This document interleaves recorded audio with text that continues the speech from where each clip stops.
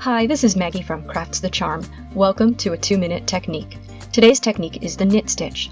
To do this, you'll want knitting needles, yarn, and scissors. When you use the knit stitch alone on two-sided knitting, it's called the garter stitch. This pillow is an example of the garter stitch. You can use the knit stitch on one side of your fabric and the purl stitch on the other to create stockinette, which looks like this swatch. You will also create stockinette if you use the knit stitch alone and stitch in the round.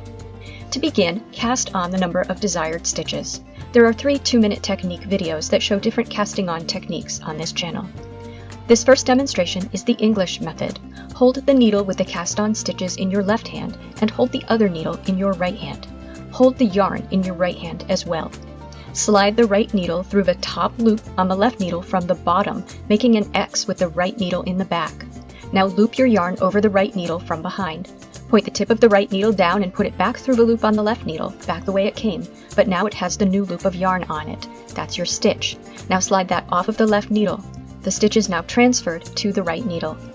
Continue until you knit the last stitch onto the right needle, and then transfer the needles between your hands and repeat, transferring the fabric to the right needle until you have the desired size. This second demonstration is the Continental method. Hold the needle with the cast-on stitches in your left hand and hold the other needle in your right hand. Hold the yarn in your left hand behind the left needle. Slide the right needle through the top loop on the left needle from the bottom and over the yarn, then scoop the yarn from the top and move the needle back the way it came under the stitch on the left needle. Slide the stitch off the left needle. As with the English method, continue until you knit the last stitch onto the right needle and then transfer the needles between your hands and repeat, transferring the fabric to the right needle until you have the desired size.